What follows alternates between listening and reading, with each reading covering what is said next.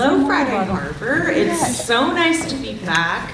I love it here, and it is an honor to share this stage with so many esteemed experts and activists, and just thank you for having me back, and thank you to Jeff and Kimberly for organizing again. Can everybody hear me okay? Because I feel like I have to hold this up, so I'm just going to take it out. Okay, so my PowerPoint is kind of all over the place, but we'll make it work. So my name's Carly. My background is in animal enforcement and law. And we work, Ontario Captive Animal Watch is our organization, and we work to improve law and regulation in Ontario mainly for captive wildlife. And we have focused much of our attention on the animals at Marineland. So let's get started. So I'm not going to stand here and talk solely about Marineland. I mean, it's all over the internet. We can look it up. A lot of you know. So just a little recap there. So it's been around quite a long time and started out with some different names and then eventually evolved into Marineland as it is today. So they house 5 bottlenose dolphins in quite a small tank. And this is our beluga situation right now at Marineland. So most parks around the world, I would say, most of them house about, 2 to 10 belugas. So that gives you a perspective of the situation we have right now. And I think it's 8 calves that are scheduled to be born now. 8 were recently born, and there's more on the way. And there's more. 8 were recently born, and there's more on the way. And truthfully, we don't know in Canada. There's no way to really find out except going there and seeing and taking counts, because there's no law that requires them to be transparent about birth or death. And Kiska. Kiska is has been our main focus for quite some time. She is Canada's last captive orca. She's about 42 years old. She's been at Marineland since she was 2 years old. She is the only captive killer whale that lives entirely alone. She doesn't even have a dolphin in her tank with her. And she's been like this for over 6 years now. I can't even see. Okay, so just to kind of cap a little bit what's going on in Canada, because there's lots happening. So 2012, the Marineland former employees came forward with their allegations of mistreatment of the animals at Marineland. So that was before Blackfish. And then we have 2015 was the orca ban.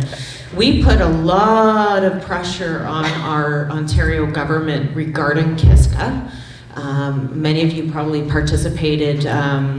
The Ministry of Corrections told me in a private meeting that they have never received so many phone calls, emails, faxes, tweets about that animal of any other issue, and they deal with bomb threats, security threats. They deal with all enforcement agencies in the province, and Kiska was the public's main concern and has been for quite some time. 2018 is the S203. I can't even read that. Maybe I'll go to the computer. That's an idea. So it was first tabled in June 2015. Encountered numerous stalling tactics by 1, maybe 2 conservative senators. So it's still sitting in Senate through our summer break, and we're expecting it to be voted on and pass through the Senate early fall, maybe mid-fall.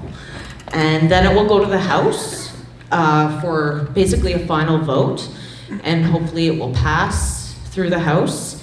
And that it's kind of a race right now from what I see.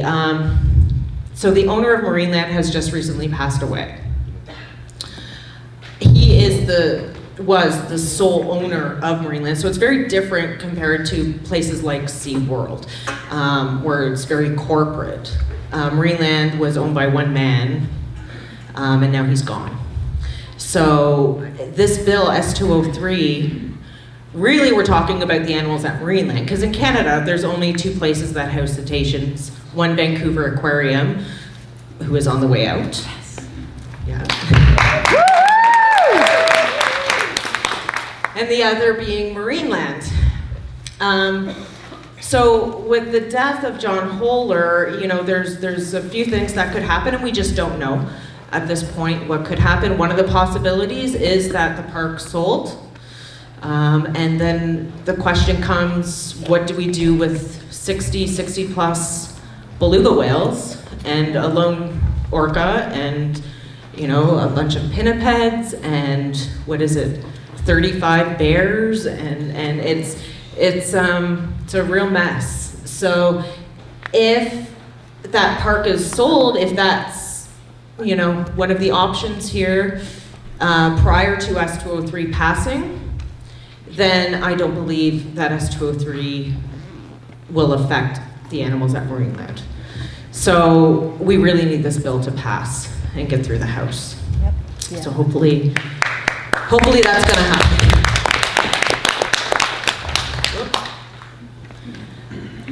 So I wanted to really focus my presentation on positive and productive activism. And some of the stuff we've tried in Canada, some of the stuff that has worked, some that hasn't worked, because we really are kind of progressive in this movement. And yeah, so let's talk about that a little bit. So this is kind of out of order, and there's a reason for it. So what's the issue you wish to address? So if you're going to approach somebody about, say, this issue in particular, or any animal issue, it might seem simple. Well, what's the issue you want to address, right? To us, it's simple. But to them, you really have to think like they do. Well, you might say, well, these animals, they don't belong in a tank. It's cruel. Well, why is it cruel? And you need to be able to explain that. Who are you addressing the issue to? So for what we do, we feel like the best people to approach to change these issues is through law. So that's your government officials. Lots of people, when I ask them, who's your government official? Who are you going to talk about this issue and to make the best change for these animals? A lot of people don't know. So we have a 3-tier government. So each level of government deals with different things, kind of like the United States, I would imagine.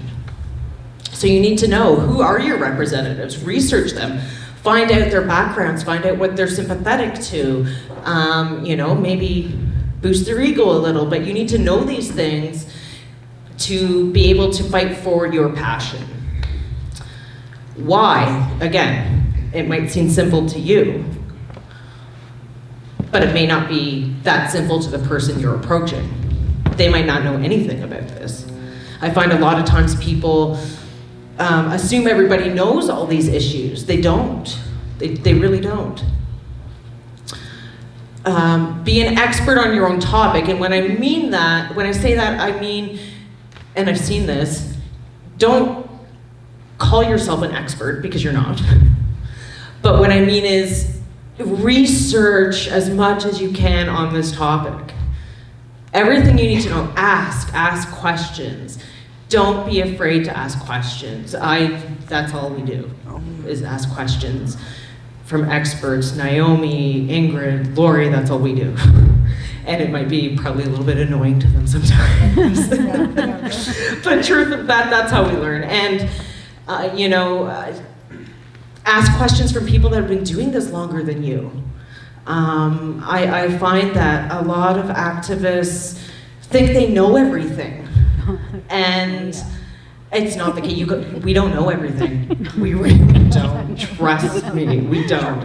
And if somebody tells you you're wrong, you might be wrong. like just deal with it.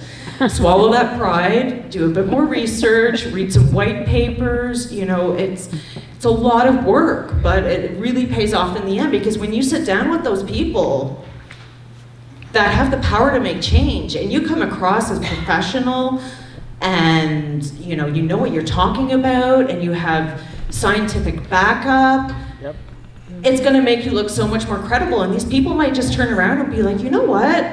This person knows what they're talking about, right? So, research.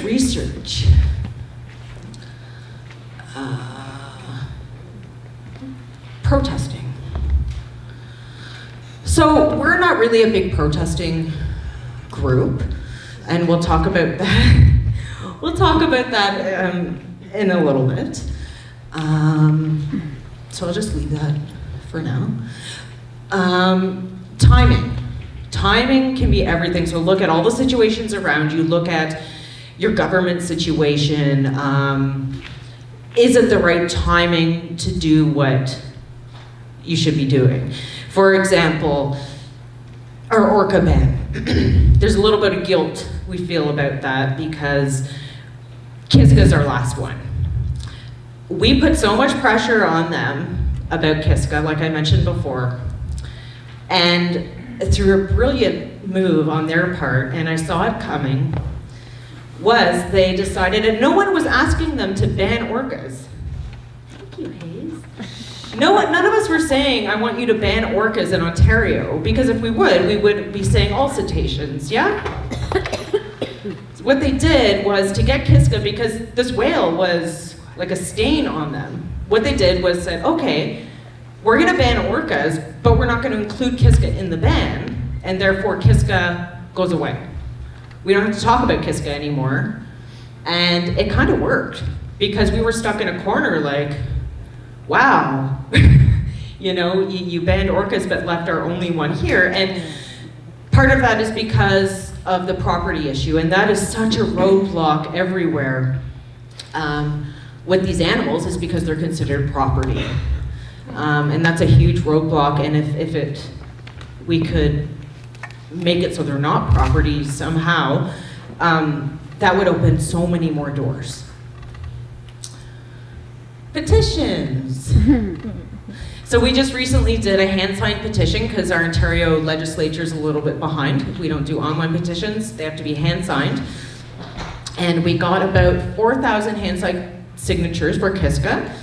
And that was for the government to re-examine her situation, to see if it was the correct move that they made to leave her alone as she is. Because let's face it, we just don't know. She could survive another 30 years the way she is. We just don't know.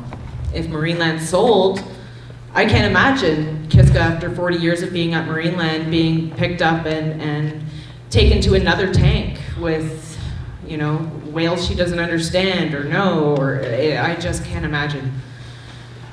So we had a change of government, and we presented the petition. It was presented 3 times in legislature. We didn't hear a thing back, because our government has just switched to being a conservative government, which is equivalent to your Republican government. So there you go. So we got 4 years of that ahead of us. Yeah. Education is so important.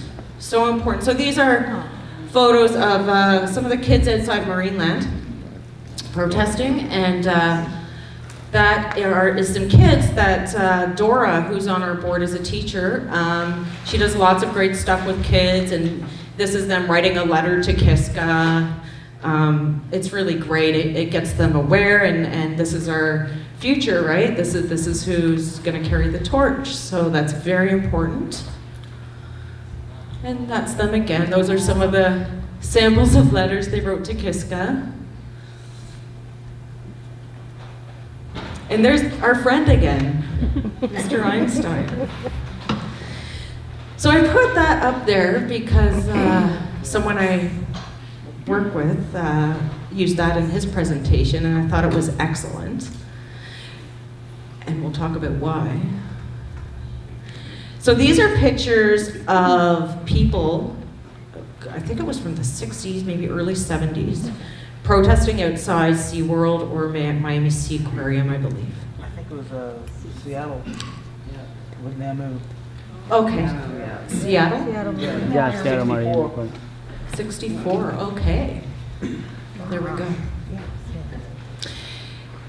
This is in 2012, after Phil and the other former employees came forward, and everybody stormed the gates at Marineland and shut down the show.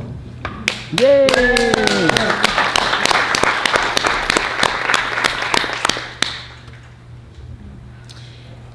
That is a march in 2014, I believe, through the streets of Niagara Falls, protesting Marineland. So hundreds of people. This I threw in there, it's kind of very random, right? You're probably like, what is that? Damn, we do that. So because I'm talking about positive productive activism, this, to the far right, is a photo of our Ontario legislature. These people are obviously protesting our seal hunt. We don't feel like acts like that. I mean, you're free to do what you want, but just, take what you will from our experiences. If people walk by and see this, of course you're gonna get the crazy animal rights activist label. And I feel like that, it represents as, this is how people are. It labels all of us like this. Any animal issue, crazy animal rights activists. And then secondly, they're protesting outside the wrong place, because our seal hunt is a federal issue, it's not a provincial issue. So that's what I talk about, where are you going to be addressing these issues? You need to pick the proper place. That is not the proper place, and they have no power to do anything about the seal hunt. So if you really want to be productive, you go to the people, obviously, that can make that change. And then, okay, so this is a demonstration we did with our 20-foot long killer whale outside of Queen's Park, the people who can make the change for Kiska, and 6 people showed up.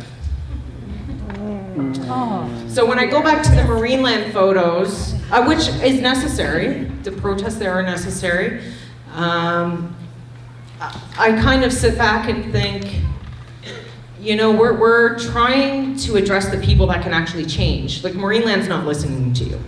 It's pissing them off that we're there. You might get some education in with some guests that are trying to enter here and there, but Marineland's not listening to you. If we could get back to those photos I previously showed, those hundreds of people marching through the streets of Niagara Falls, holding up their signs, or the hundreds of people standing outside Marineland a few times a year holding up their signs. If we could get that many people outside of the place that can actually help these animals, oh my gosh, right? Yeah. So that was just mind-boggling to me, that was the result of our attempts to do that.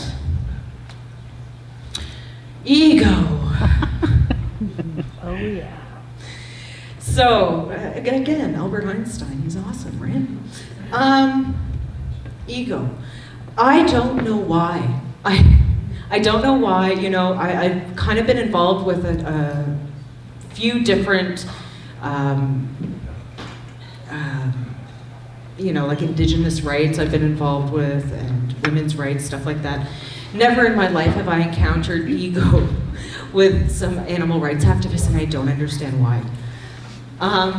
If it's a pat on the back you want, or recognition, or, there's so much infighting with activists that all want the same thing. We all want the same outcome, but there's so much infighting, and it's so counterproductive. So if it's acknowledgement you want or something, like, I don't know why you're fighting for animals. Because, for me, my acknowledgement and my end goal is to see that whale in a sanctuary, and that's the biggest pat on the back I could ever get. So,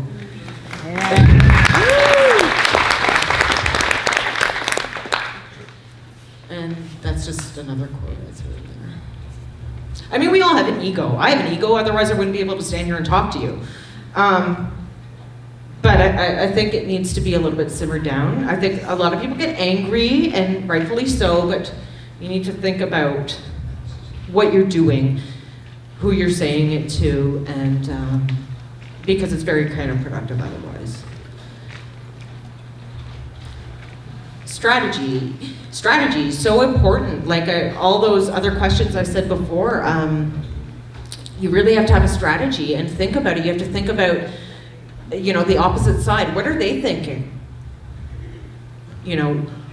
What's their end game? You need to really think about what the other side is thinking about, not just our side. You really need to think about what they're thinking about.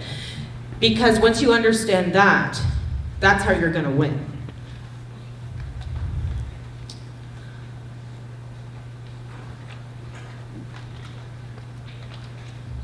And these are just some little tips.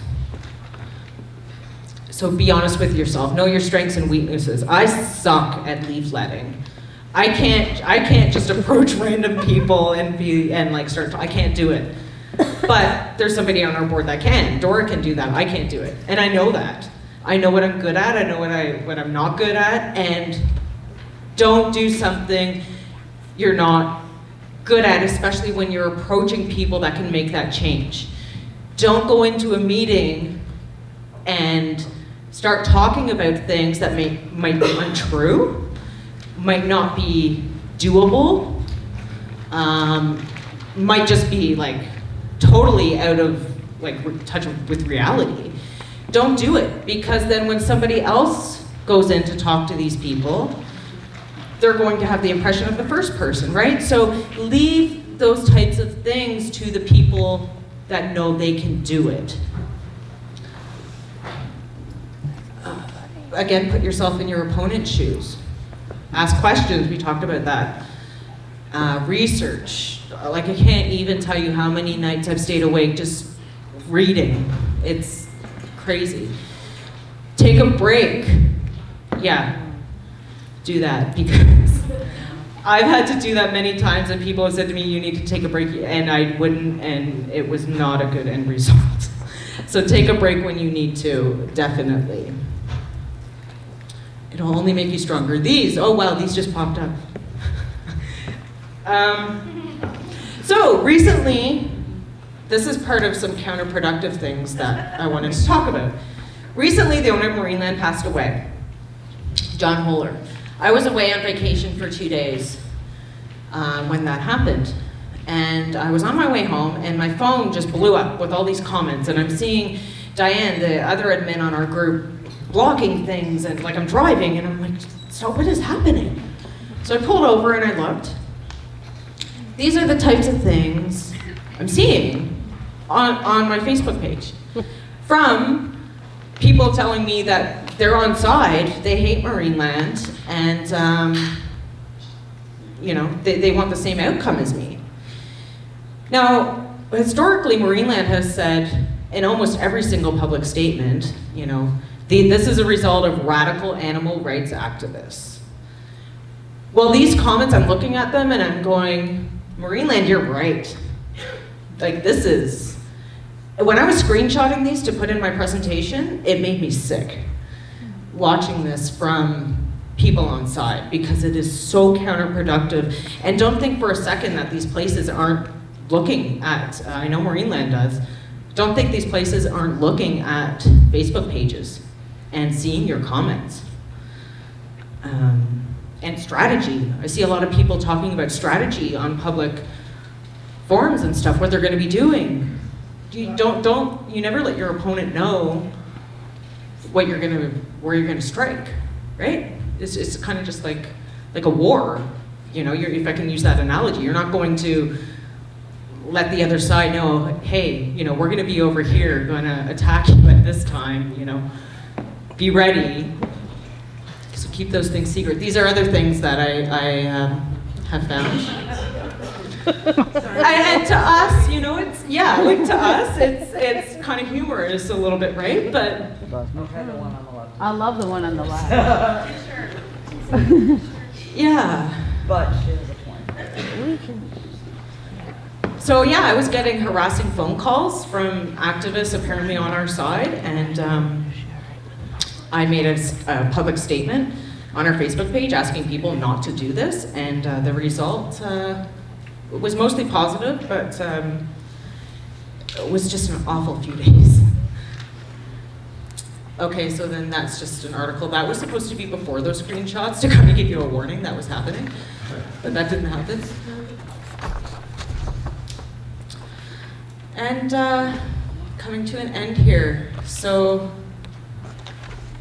yeah, that's the situation at Marineland. And, you know, we're at a really critical time right now with these animals at Marineland. And it's not looking good. So, you know, we've got a whale, sorry. We're hoping doing it, Callie, don't worry. You're not the only one. Cry your heart out, girl. And keep on talking. Under federal law or Ontario law, can they export them to China and Russia? Yes, so there was specifically a clause left out of the orca ban in the hopes that Marineland would do the right thing and relocate Kiska. Won't send it to China. Now, at the time, that seemed like a good exemption to put in. You know, exportation would be allowed. But now, it's kind of scary with the recent changes at Marineland. So let's hope Bill S-203 passes in time for that to happen. But yeah, so, you know, we're really pushing hard for her to go to sanctuary, but we've carried her as far as we can. So we need people to step up.